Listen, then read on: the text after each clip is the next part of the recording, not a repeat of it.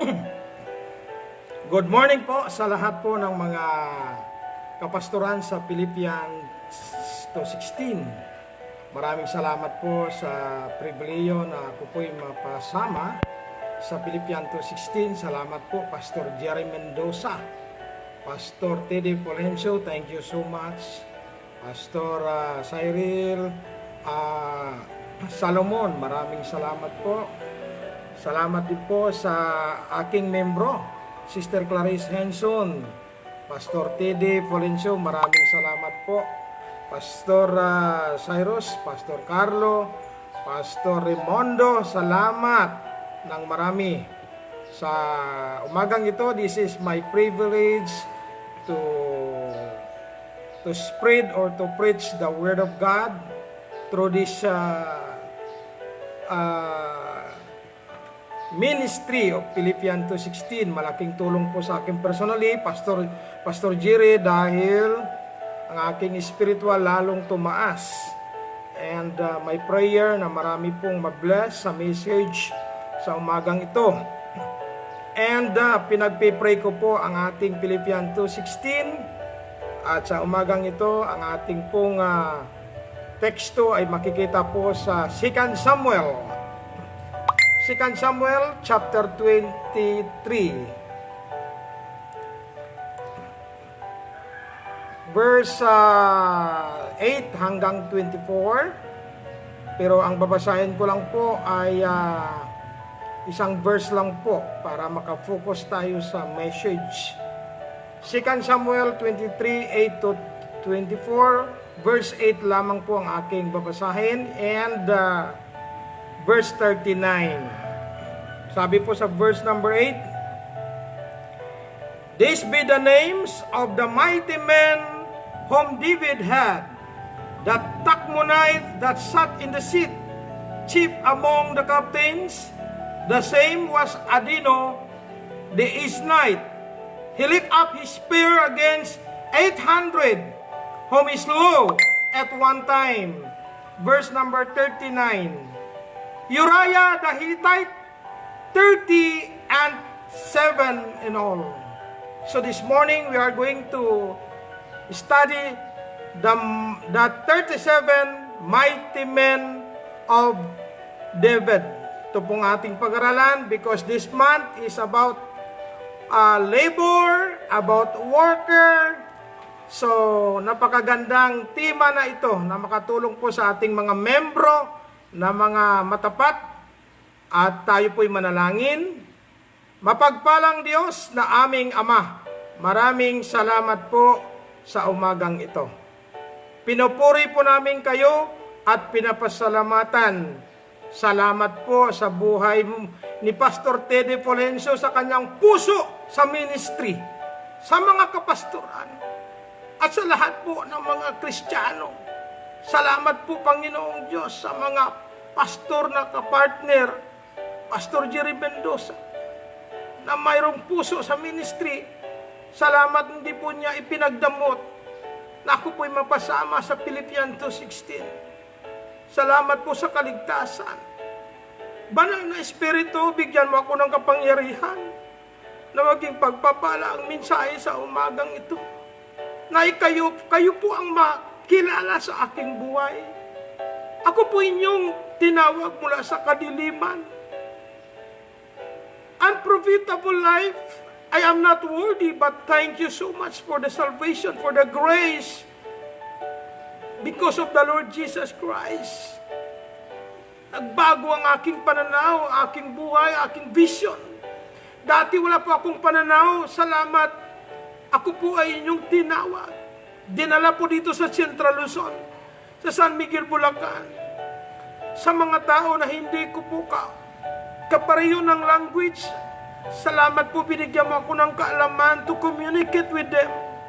Salamat po sa pagkakataong ito. I-bless mo po ang lahat po ng mga kapastoran, lahat ng mga membro ng bawat local churches. Ito po ang aking dalangin sa matamis na pangalan po ni Jesus. Lahat magsabi ng Amen and Amen. Mga minamahal at mga kapatid, Hindi ko po mapigilan ang aking pagtulo ng luha sa kakatuwa. And sa umagang ito, ating pong pag-aralan, the mighty men of David. The mighty men of David, mga minamahal at mga kapatid. Dapat po nating itong pag-aralan dahil tungkol sa worker, marami po tayong matutunan dito. Sa ating pong introduction, the mighty men of David are the picture of the loyal Christian members in the local Bible Baptist churches or in the local independent fundamental Baptist churches. According to 2 Samuel chapter 23, 8 to 16, the mighty men of David were loyal to King David because they believed that King David was chosen by God as King of Israel.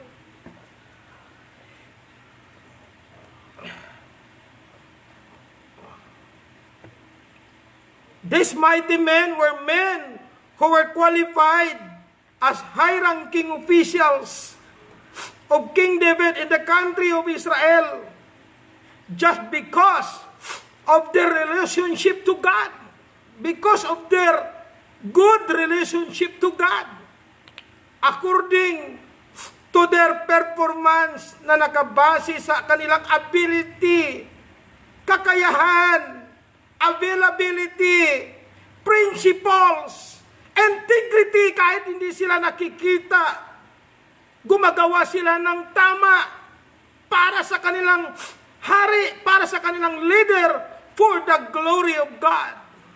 Obedient and most of all, based on their loyalty to God and to King David, their king.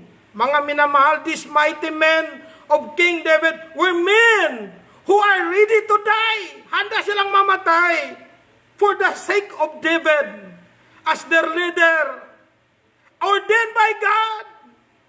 Siya po ay inordin ng Diyos si David. They were always ready to protect David. Talagang nais nilang proteksyonan si David from their enemy.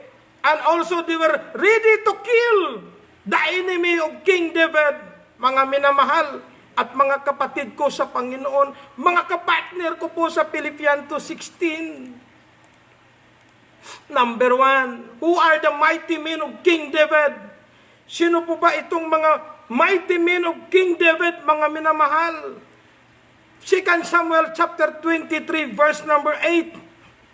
Adino the Isnite, chief captain of King David, among captains. Hindi po madali yan.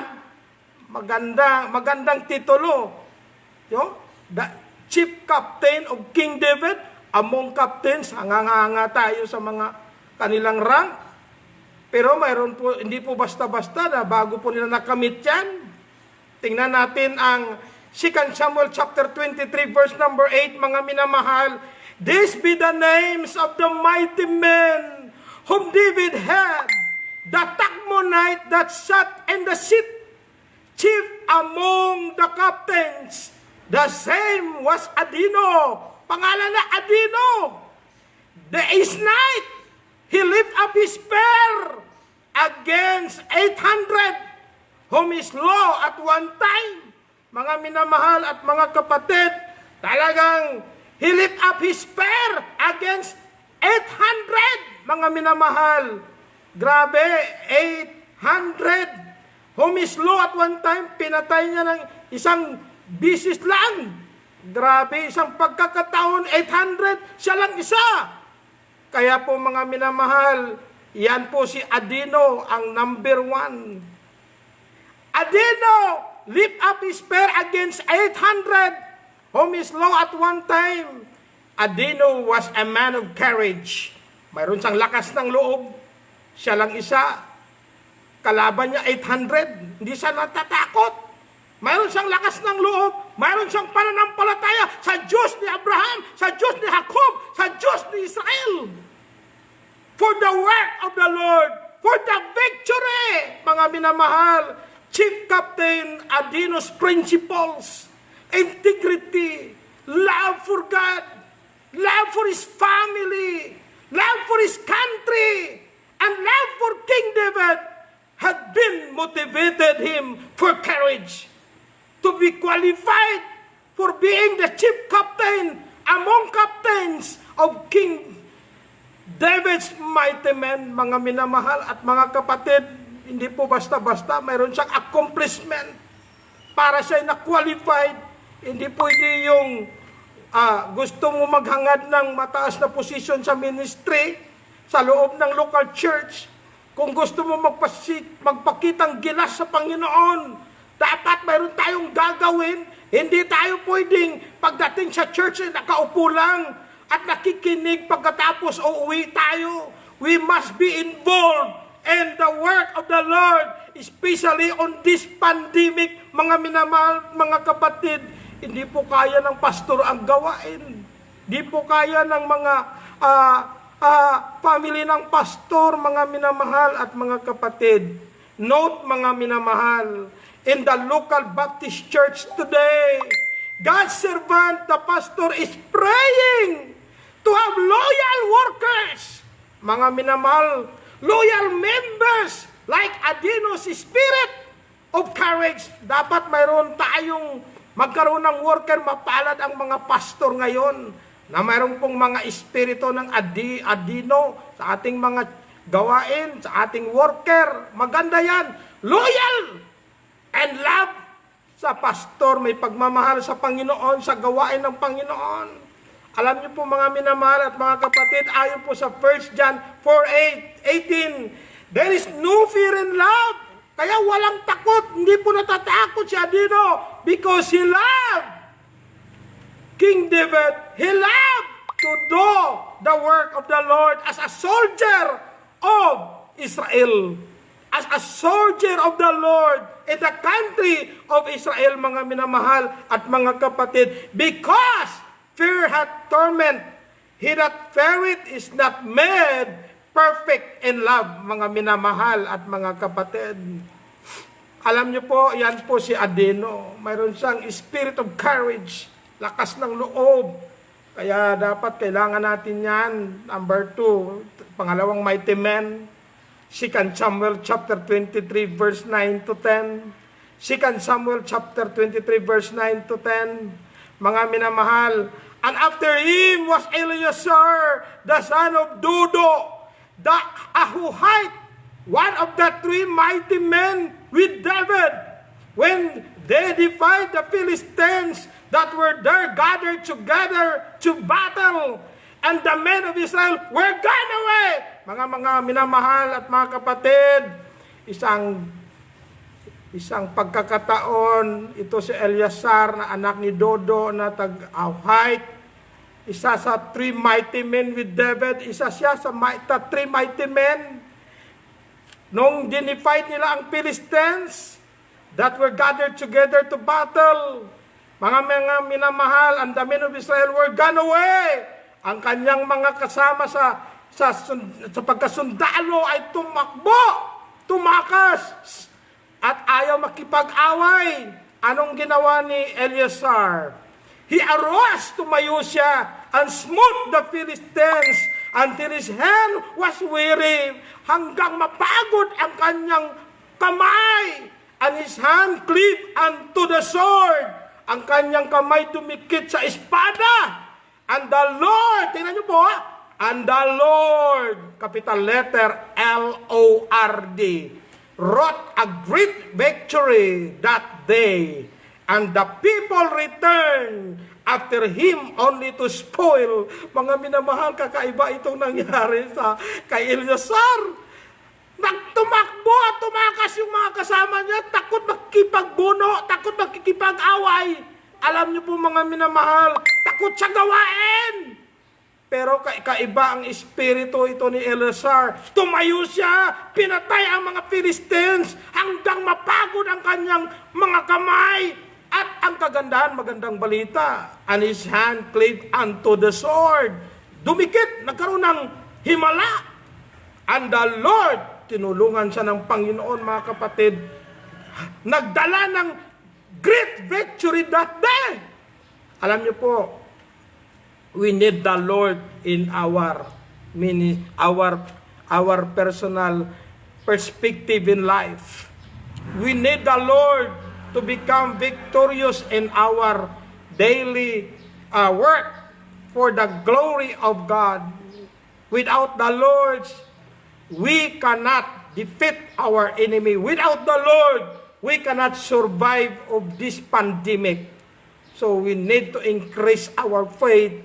We need to depend on God. We need to rely on God. Kahit nag-iisa ka lang, kahit tumakas na ang mga kasama mo, kahit lumayas na, manatili lang tayo sa gawain.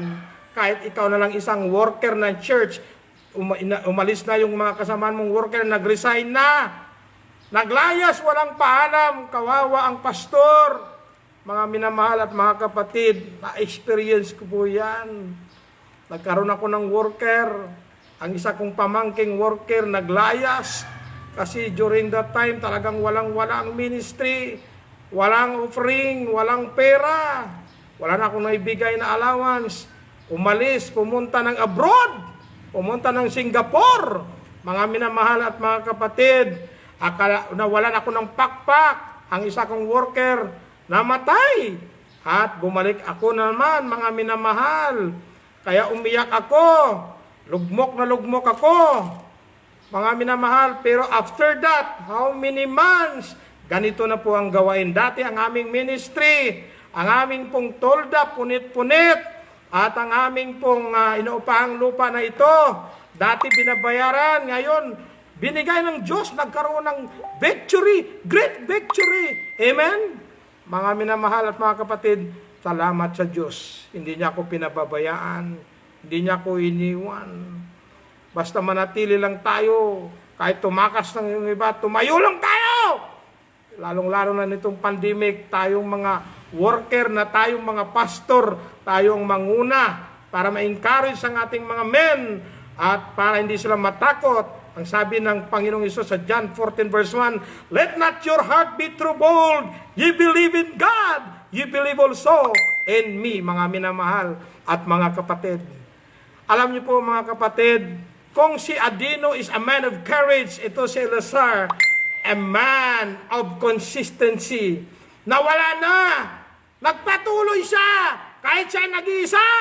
Kahit siya walang kasama. At ang alam niya, hindi siya pababayaan ng Diyos. Kahit nag-iisa ka, hindi ka totoong nag-iisa. Kasama mo ang Diyos Ama, kasama mo ang Jesucristo, at kasama mo ang banal na Espiritu Santo. Wherever you are, even you are in abroad, ever you are in the province, even you are in the urban or in the rural, wherever you are, if God be for us, God will bless us, mga minamahal. Eleazar, a man of consistency. Eleazar's principle, faith, love, and loyalty to King David, to his country, family, and especially as a soldier of the God of Israel, motivated him, although his companion gone away from war. Mga minamahal, even he was very tired, kahit na pagod siya, but Eleazar never stopped to fight. And in fact, he never leave the sword. His hand cleaved unto the sword. Hindi niya binitawan. Kahit pagod na siya. Mga minamahal, kahit pagod na pagod tayo, huwag nating bitawan kung ano ang sa ating mga kamay. And the Lord wrought a great victory that day, mga minamahal. Ano po ba ang ating magkukuhang lesson dito? Note, mga minamahal, that true Baptist Christian will not live for what are on their hand. Dapat wag nating bitawan kung ano ang nasa kamay natin, kung ano ang hawak nating katotohanan. Number one, the King James Holy Bible. Wag nating ipagpalit sa NIV, wag nating ipagpalit sa RSV, wag nating ipagpalit sa ibang version, because King James Version Holy Bible is the nearest to the original, mga minamahal at mga kapatid. Amen? Alam niyo po mga minamahal, mga kapatid, dito po sa Bulacan, Central Luzon, dito po sa Philippine Christian Baptist Church of Central Luzon Incorporated, Inalok po ako ng isang foreigner. Bibigyan niya po ako ng $500 a month. Basta mag-NIV lang ako. Siguro mayroon akong Montero ngayon. Siguro mayroon akong mansion. Siguro mayroon akong Fortuner. Siguro mayroon akong Jaguar o Mercedes-Benz, mga minamahal. But I never accepted it. Hindi ko tinanggap. Because King James Version Bible, mga minamahal, is the nearest to the original. Kasi ang NIV at ibang translation, maraming error. Ang NIV is 1.8, ikalat-kalat, delikado. Ang NIV promote that Lucifer and Jesus Christ are brother. Naku po. And because the King James Version nagsasabi na Jesus is the son of the morning star. Amen? Mga minamahal at mga kapatid, huwag nating bitawan ang King James Version. Maraming mga kapastoran ngayon, tinatalikuran ng King James Version basta may dolyar. Mga minamahal mga kapatid, ang dolyar at ang piso ay walang imposible sa Diyos.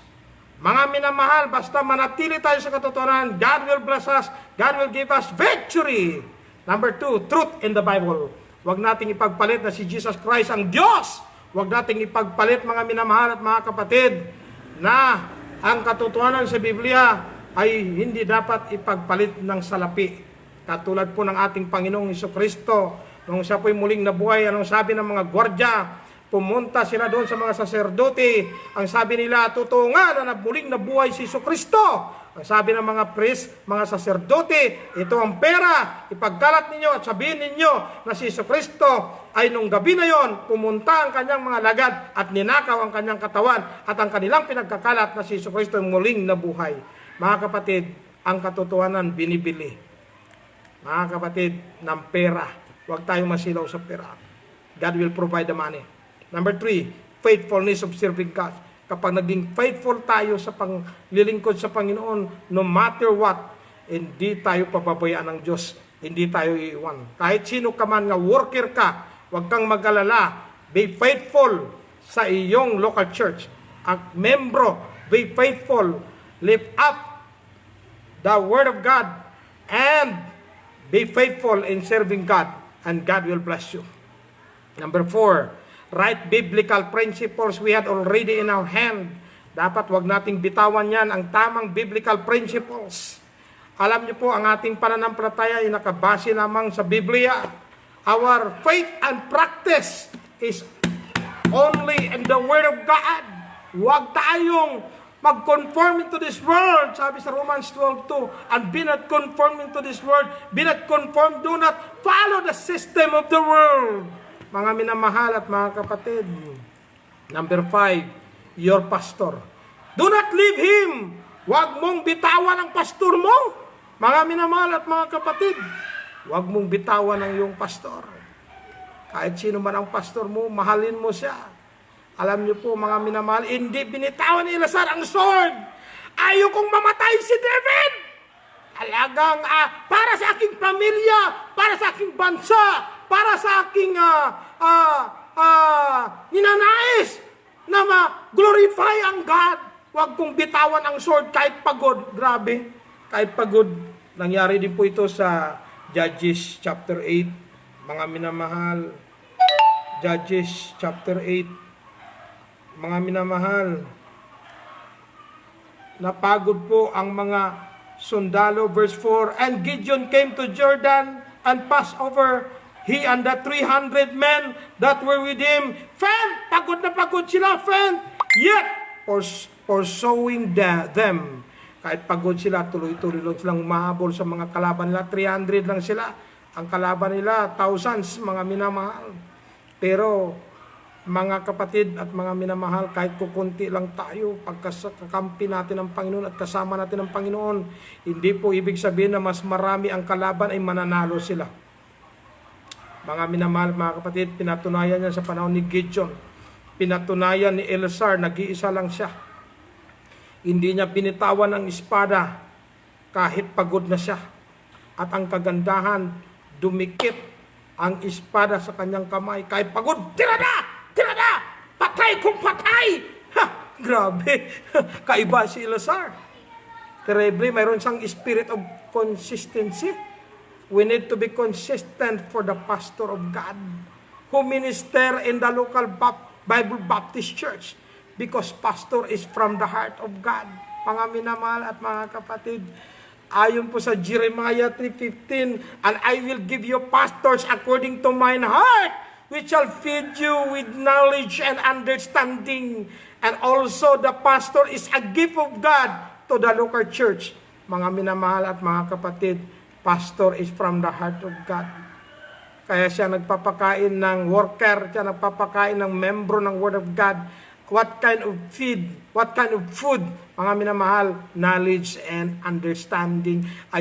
Hosea 4:6, my people are destroyed because lack of knowledge. So we need wisdom. We need knowledge from the Word of God. We need knowledge from our pastor. The pastor is the one who used by God to feed the knowledge and understanding to all the workers and the members of every local Bible Baptist churches, every local Bible Baptist churches. Amen, mga kapatid at mga minamahal. And according to Ephesians chapter 4 verse 11, and He gave some apostles and some prophets and some evangelists and some pastors, mga minamahal, and teachers. Grabe mga kapatid, wala pong walang labis, walang kulang ang ating Panginoong Jesucristo nagbigay ng pastor sa local church. Kaya mga minamahal, ano ang layunin? For the perfecting of the saints, for the work of the ministry, for the edifying of the body of Christ. Kaya, workers, support your pastor. Members, support your pastor. Para ma-edify, para maging matibay ka sa iyong pananampalataya. Huwag kang matakot sa pandemic, huwag kang matakot sa coronavirus, huwag kang matakot sa earthquake, huwag kang matakot sa gera, huwag kang matakot sa mga balita. Mga kapatid, nandyan ang pastor, gagamitin ng Diyos to edify our faith, to edify our family, to continue to serve the Lord despite of this pandemic. Amen? Kaya napakalaking papel ng ginagampanan ng ating pastor, mga minamahal at mga kapatid. Kung sino man yung pastor mo, mahalin mo siya. Amen? Suportahan mo siya para sa gawain ng Panginoon. Number 3, 2 Samuel chapter 23, verse number 11 and 12. Mga kapatid, and after him was Shammah the son of Agi the Hararite, and the Philistines were gathered together into a troop, where was a piece of ground full of lentils, and the people fled from the Philistines. Naku po, nagkaroon na naman pagtitipon. Ito si Shammah, anak ni Agi na Hararite. Ang mga Pilistino, nagkaipon-ipon na naman ng kalaban into a troop. And then, where was a piece of ground full of lentils, and the people fled from the Philistines. Tumakbo na naman ang kanyang mga kasamahan. Ang ginawa ni Shammah, but he stood in the midst of the ground. Talagang tumayo siya sa gitna ng ground and defended it. Gindepensahan niya ito. Mga minamahal at mga kapatid, sabi ng ating Pangulong Duterte sa mga US, ating Navy, huwag kayong umalis dyan sa West Philippine Sea. We are not going to war, but we are going to defend our territory. 200 miles, mga minamahal, ang ating territory, we need to defend. And we need to pray for our Republic of the Philippine President, our beloved President Rodrigo Duterte. Kailangan natin ipag-pray ang Spratly Island. We need to pray, mga minamahal, and the Lord wrought a great victory. Mga kapatid, pagkasama natin ang Panginoon, hindi tayo papabayaan ng Panginoon. Imagine mo, pinampatay na and slow the Philistines, and the Lord wrought a great victory. Shammah, the son of Agi the Hararite, yun ang number 3 na mighty men of David. Ano ba si Shammah? Kung si Adino is a man of courage and Eleazar a man of consistency, mga minamahal, Shammah was a man of committed for the Lord's work. Talagang committed siya. Nangako na siya, hindi na siya aatras. Committed, ibig sabihin, talagang pinagkatiwala niya na ang kanyang buhay sa gawain. Kaya pag tayo membro, dapat maging committed tayo sa gawain ng Diyos. Tayong mga worker, maging committed tayo sa ating leader, sa ating local church, mga member. Simula nung tinanggap natin si Jesucristo na ating Panginoon, tapos nabautismuhan tayo, pagkatapos naging-declare tayo, naging membro, officially member of bona fide member ng isang local Bible Baptist Church o isang local independent Bible Baptist Church, mga minamahal at mga kapatid, dapat maging committed tayo katulad ni Shama.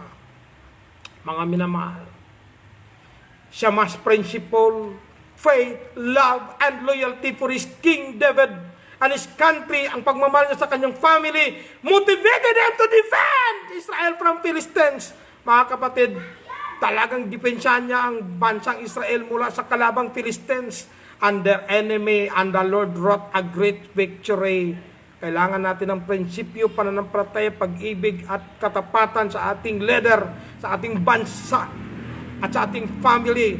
Kung mahal mo yung family mo, si Shama, kahit tumakbo na ang kanyang mga kasamaan, he stood it and defend. Talagang gindepensahan niya. Maganda yung dinidepensahan din natin ng ating local church. Mga minamahal, note the pastor and the local Bible Baptist Church need the workers and members who are committed and willing to defend their pastor. Local church from their enemy and willing to defend the weaknesses of your pastor. Mga ating mga leader, ang ating pastor, may kahinaan din. Hindi po perfecto ang ating pastor, hindi din po perfecto ang ating local church. But we need to defend the weaknesses and the integrity and our pastor na tinawag ng Diyos, ibinigay ng Diyos sa atin. Kailangan nating depensahan ang kanyang kahinaan. Ako nga, sinasabi ko sa mga membro, pasensya na kayo, ang inyong pastor bingi-bingi ng 50% sa right ear ko. Kaya mayroon akong ID na person with disability, PWD. Sabi ko kung minsan, person with dignity. Mga minamahal at mga kapatid, kailangan natin na manatili kung saan tayo dinala ng Diyos. Amen? Salamat, Sister Edith Tigmane. Kung saan kayo dinala, kung saan kayo naging membro, dapat manatili. At depensahan mo ang iyong pastor, ang iyong local church. Amen? Depensahan mo siya. May weaknesses din siya. According to John chapter 1 verse 6, there was a man sent from God whose name was John. Alam niyo po, ang lingkod ng Diyos, tao din po, hindi po superman. Remember, pastor has weaknesses because pastor also human being as he is not superman. Mga minamahal at mga kapatid, kaya kailangan nating depensa. Number 4. Ito number 4, nakaka-admire. Dito ako hangang-hanga. Itong tatlo na ito. 2 Samuel chapter 23 verse 13 to 17, mga minamahal. And 3 of the 30 chief went down and came to David in the harvest time and to the cave of Adullam and struck of the Philistines' pitch and the valley of Rephaim. And David was then in the Ananhold, and the garrison of the Philistines was then in Bethlehem. And David long, and said, "Oh, that would give me drink of the water of the well of Bethlehem, which is by the gate." Sabi niya, sana mayroong magbigay sa akin ng mainom na tubig mula sa balon ng Bethlehem na doon sa pintuan. Mga minamahal. And the 3 mighty men break through the host of the Philistines and drew water out of the well of Bethlehem that was by the gate, and took it and brought it to David. Nevertheless, he would not drink thereof, but poured it out unto the Lord. And verse 17, and he said, "Be it far from me, O Lord, that I should do this. Is not this the blood of men that went in jeopardy of their lives? Therefore, he will not drink it." These things did these 3 mighty men, mga minamahal. Mga minamahal, ang itong pang-apat, the 3 of the 30 chief captains of the King David. The 3 of the 30 chief captains of King David, mga minamahal at mga kapatid. Silang tatlo, mga minamahal at mga kapatid. These three unknown mighty men of King David were men of compassion. Mga minamahal at mga kapatid, kung si Adino was a man of courage, Eleazar was a man of consistency, at mga minamahal at mga kapatid, si Shammah is a man of talagang matindi ang kanilang ginawa ng mga mighty men para nagiging qualified. And then itong anon na tatlo na ito, mayroon silang habag, mayroon silang awa. Narinig nila si David, sana mayroon ang makapagbigay sa akin ng tubig. Uhaw na ako doon sa gate of Bethlehem. Narinig itong tatlo. Silang tatlo, naawa sila sa kay King David, na uhaw. Gusto mag-inom. Amen? Kailangan natin, mga kapatid, panalangin palagi ang church at ang pastor, lahat ng membro, para po, mga kapatid, para lalong lumakas sa biyaya ng Panginoon. Salamat po, Brother Arto Balangyaw. Thank you so much. Right, tama po kayo. Thank you so much. Mapalad po, pastor. Kung pastor ka man, salamat po. We are partner in the ministry through Philippians 2:16. Talagang, when King David long or desire for water to drink, these three mighty men break through the host of the Philistines. Mga kapatid, hindi po basta-basta magkuha ng tubig. May gwardya. Pero ang ginawa na, hinawi na, talagang nag-unite sila, collaboration, teamwork. May magagawa ang pagkakaisa, unity, teamwork, collaboration. Tatlo sila. Hawak-hawak kamay. Dalang espada. Talagang hinawi nila. Talagang siyungod. Para lang isang kamay hawak ang lalagyan ng tubig. Isang kamay hawak ang espada. Pag gumawa sila ng daan, talagang pinagpapatay nilang Philistine. At sige sandok ng tubig. Sige salop ng tubig, mga minamahal. Sige away. At pagbalik kay King David, mga kapatid, grabe. And draw the water. Even their lives were in jeopardy of death. Grabe. Matindi itong tatlo. Involved na ang buhay, kamatayan. But they gave the water to King David by the grace of God. Na pagtagumpayan nila, pagkuha ng tubig, kapalit ang kanilang buhay. Grabe, buwis-buhay. Patay o patay. Basta maibigay lang nila, mapainom lang nila si David, mga minamahal at mga kapatid. Grabe. Nagsasacrifice silang tatlo. Mayroon silang compassion. Alam niyo po, ang compassion o mercy is the highest form of love, mga minamahal at mga kapatid. Pag mayroon kang habag, ayon po sa Titus 3:5, mga kapatid, by His mercy He save us. Amen? Because of habag ng ating Panginoon, tayo naligtas. Nahabag ang Diyos, pinadala niya si Jesucristo dito sa sanlibutan na matay para sa ating kaligtasan. Naawang Diyos sa atin, ayaw niya mapunta tayo ng impyerno, mga minamahal at mga kapatid.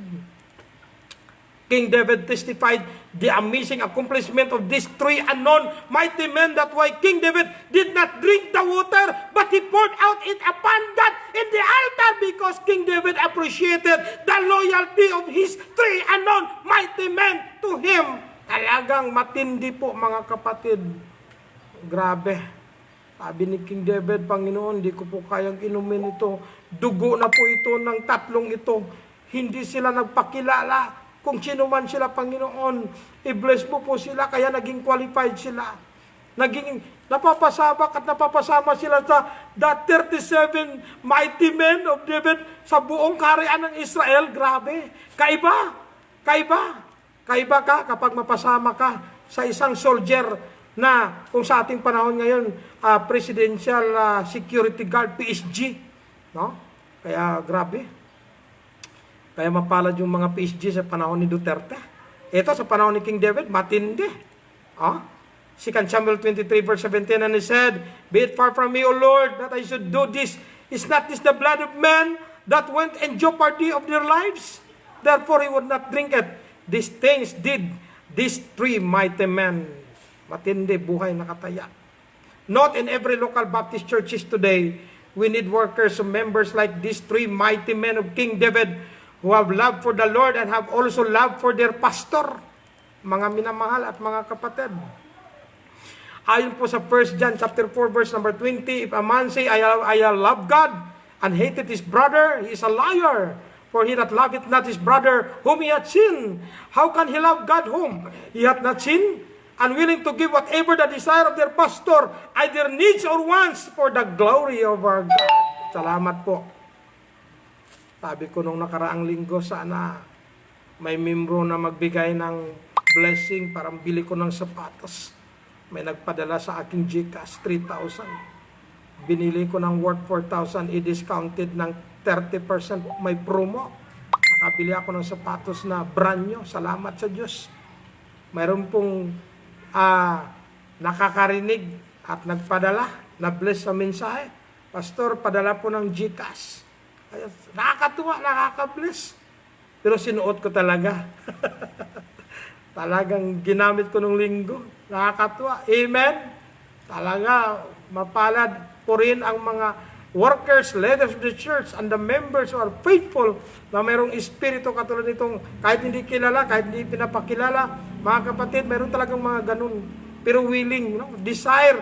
Kung anong desire ng pastor nila, either needs or wants, talagang ibigay nila for the glory of God. Mayroon talaga at mayroon. So, kaya kailangan din natin kung minsan mag-long. Kailangan natin mag-desire. Sana mayroong makapagbigay ng sapatos, o di ba? Pero pag nakita mong kalagayan ng membro mo, huwag kong muna humingi ng kotse. Kaya sabi ko sa mga professional na mga members, time will come, pag magagraduate na kayo ng 5, kaya yun ang magbigay na sa akin ng regalo ng Vios, Toyota o kotse, bahala kayo. Sabi ko sa ngayon, okay pa naman yung sasakyan ko. Amen? Ayon po sa Hebrews 6 verse 10, for God is not unrighteous to forget your work and labor of love, which ye have shewed toward His name, and that ye have ministered to the saints, and do minister. Amen? Salamat po pala, kahapon, birthday ng isang membro ko, college level. Nagpadala ng pagkain, amen, pang merienda. Ay, nakakatuwa, nakaka-bless. Pinag-pray ko kagad, Lord, i-bless mo po si sister.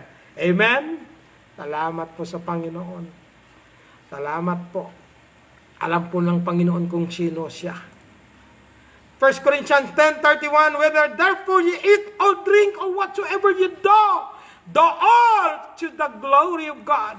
Ano man ang ating kainin, ano man ang ating inumin, ano man ang ating gagawin, gawin natin ang lahat na ito ay para sa kapurihan ng Diyos, hindi para sa kapurihan ng ating pastor, hindi sa kapurihan ng ating worker. Mga kapatid at mga minamahal, gawin natin ang gawain ng Panginoon for the glory of God. Number 5, malapit na tayo matapos. 2 Samuel 23:18 to 19. And Abishai, the brother of Joab, the son of Zeruiah, was chief among 3. And he lifted up his spear against 300 and slew them, and had the name among 3. Verse 19 was, he not most honorable of thee?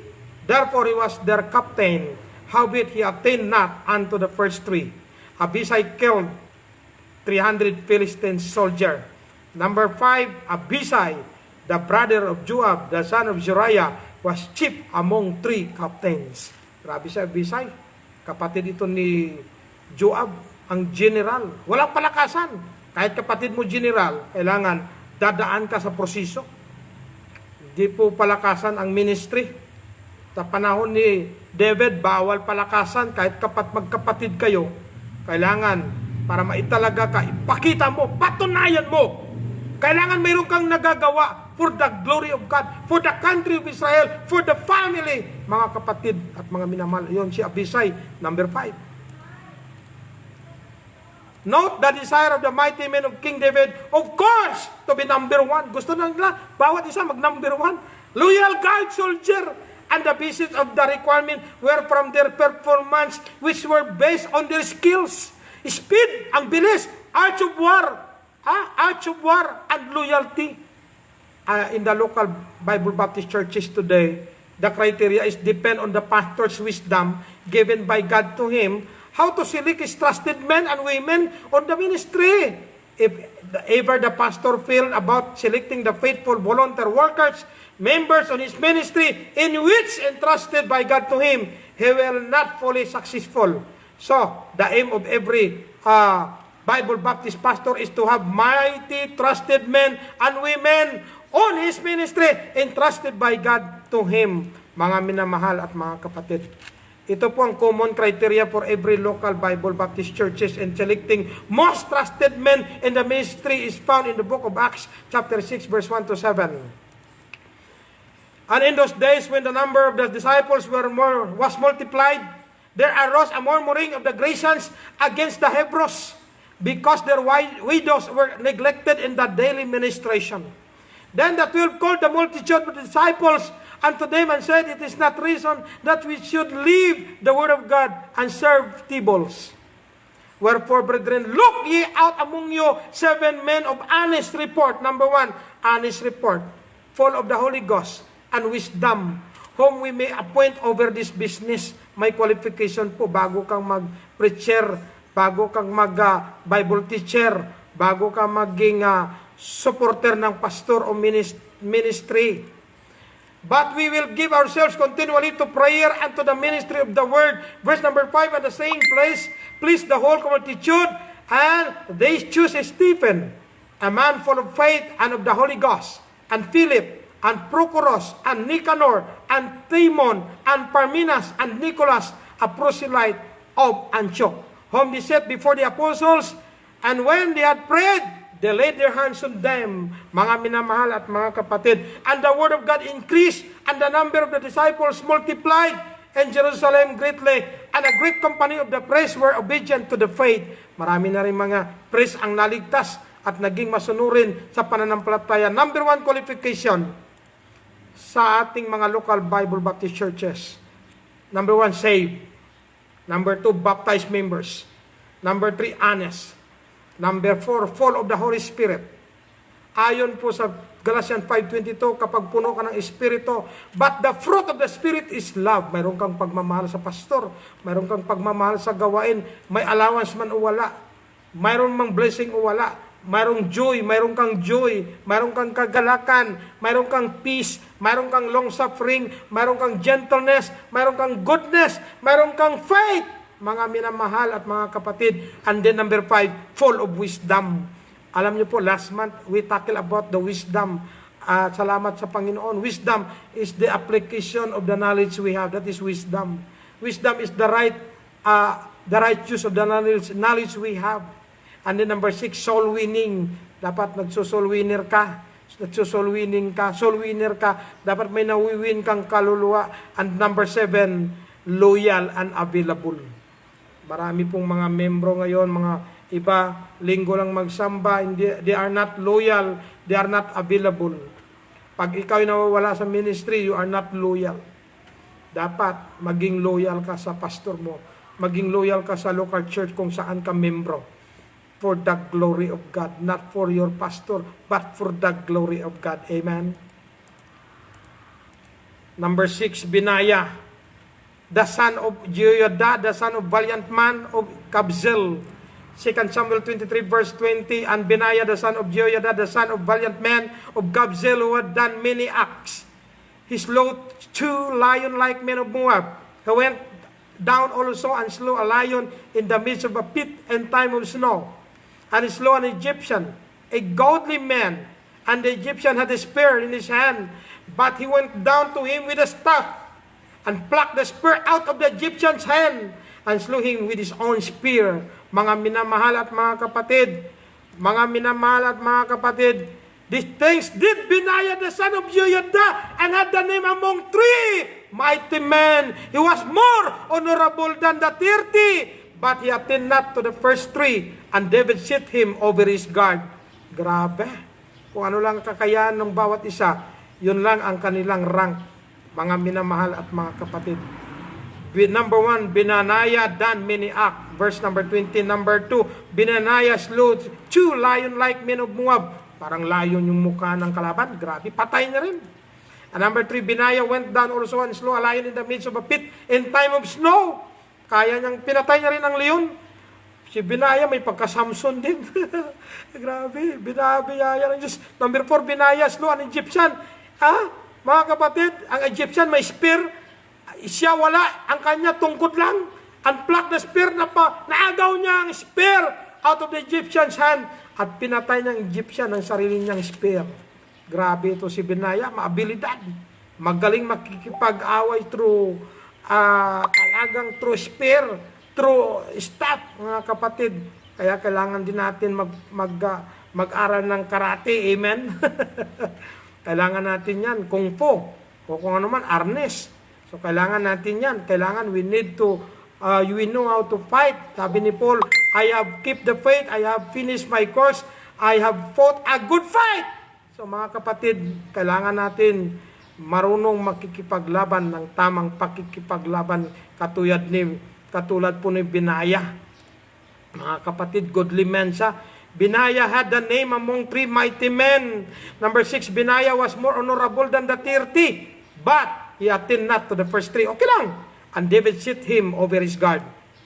Note, these 8 mighty men of King David are the examples to all Christian members or workers in our local Bible Baptist churches who are devoted, dedicated, faithful to their responsibility as soldiers of the Lord to their leader, King David. Mga kapatid, number 7, the last. Asahel, the brother of Joab, was one of the 30. Diba, 37 lahat. Yung 7, mga officials yun ng 30. Kaya 37 sila lahat. 2 Samuel 23 verse 24, Asahel, the brother of Joab, was one of the 30.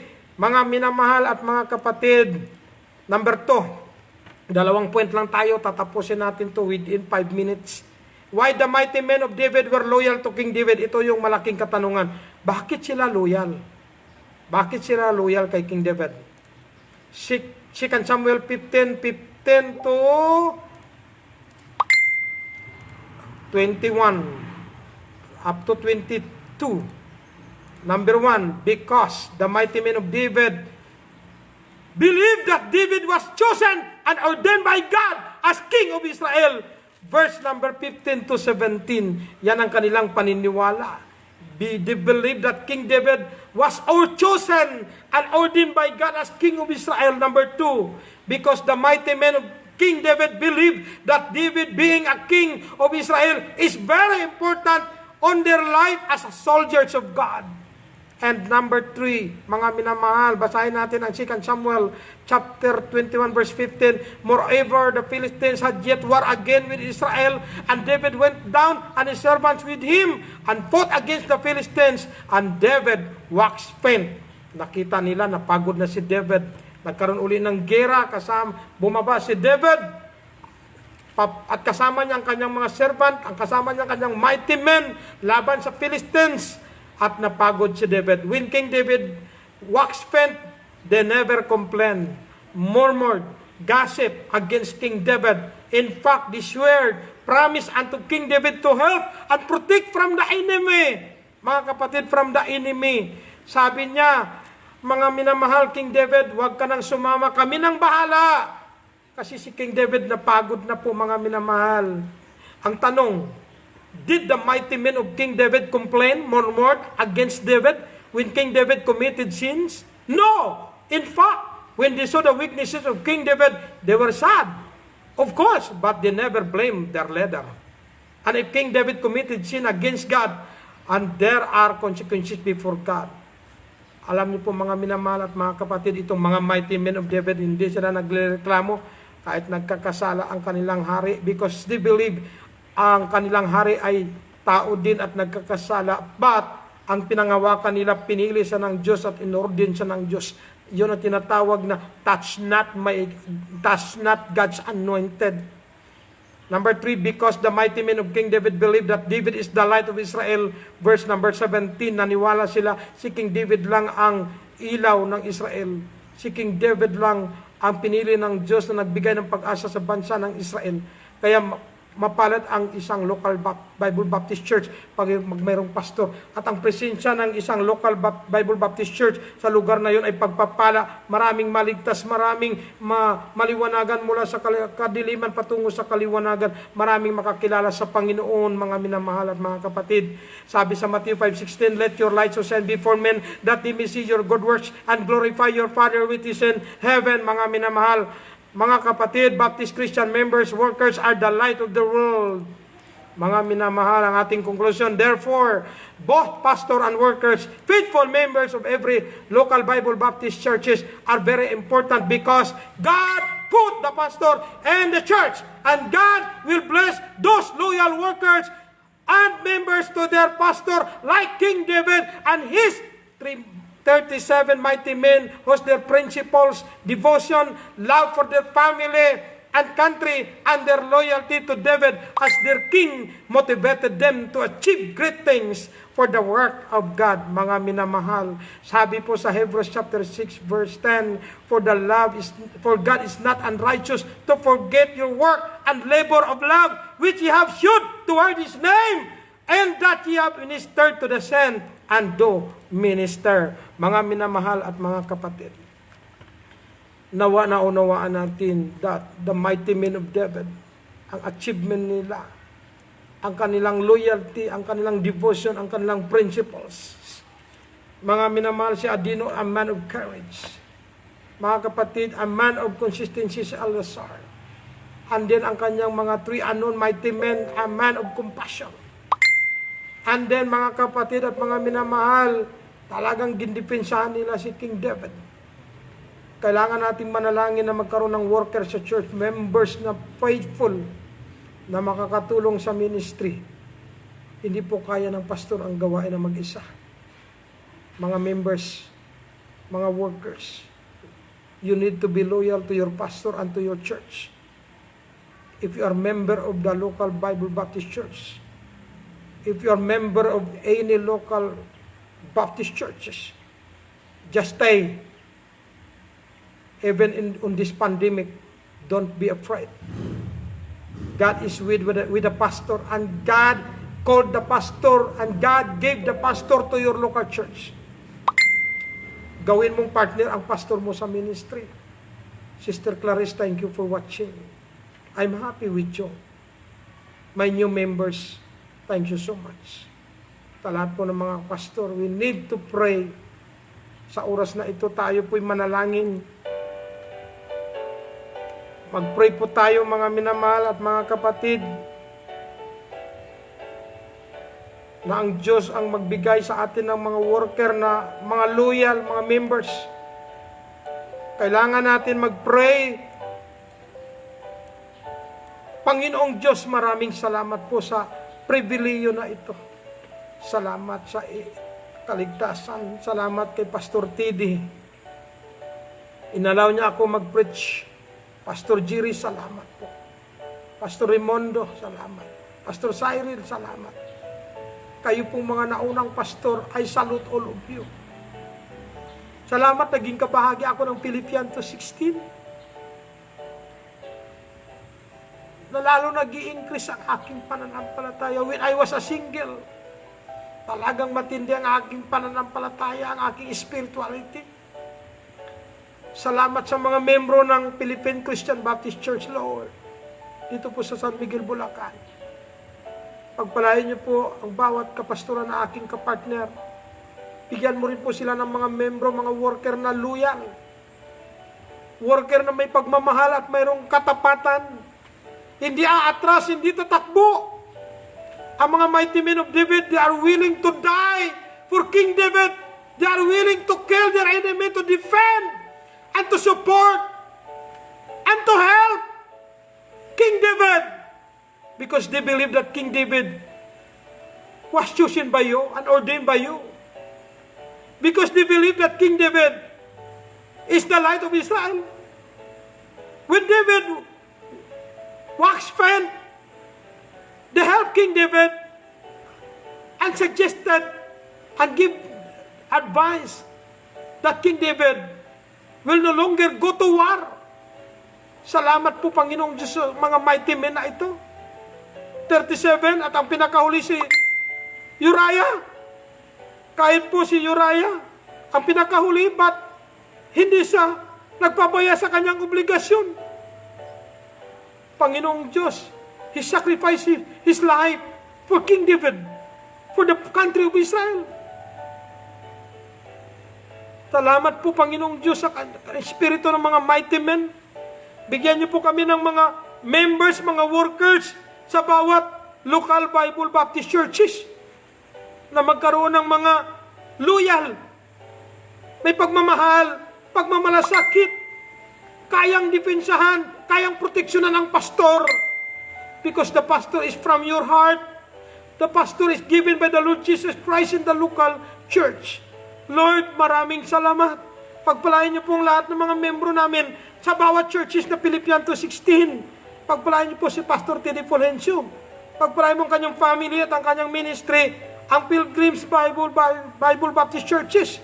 Pagpalain mo rin po si Preacher Daniel Fulgencio, Pastor Cyrus Ganancial, Pastor Cyril, Pastor Raimondo Castañeda, Pastor Galino, Pastor Carlo Francisco, Pastor Jeremy Mendoza, Pastor Pigmani, at lahat po ng mga membro ng bawat mga churches, sa iba pang mga pastor, Panginoong Diyos, sa Philippians 2:16, pagpalain mo ang aming mga family ministry for your glory. We are going to do the ministry to continue to win souls, to continue to disciple the members, to be faithful, to become mighty men, to become preacher, and to become Bible teacher, to handle Bible study, and to handle discipleship, to preach the Word of God, to open the pioneering work, to help the pastor. If the pastor is very tired, Lord, salamat ng marami. Binabalik po namin sa inyo ang papuri at pasasalamat. Ito po ang aming dalangin sa matamis na pangalan po ng Jesus. Lahat po magsabi ng Amen and Amen. Mga minamahal at mga kapatid, hanggang dito na lang ako. Maraming salamat. Pagpalain po tayo ng Panginoon. Nawawag po nating kalimutan mag-subscribe sa ating YouTube channel. Suportahan man ninyo po ang aking YouTube channel. Pastor Teddy Fulgencio, ang kanyang YouTube channel. Kung sino po sa atin ang may mga YouTube channel, mag-subscribe po tayo bilang suporta para makatulong sa ministry natin. Amen. Maraming salamat po. Sa huli po, ako po si Pastor Nilo Flores ng Philippine Christian Baptist Church of Central Luzon Incorporated, San Miguel, Bulacan. Maraming salamat. Mabuhay po kayo, mga kapartner ko. God bless po sa inyong lahat. I love you all po in the Lord.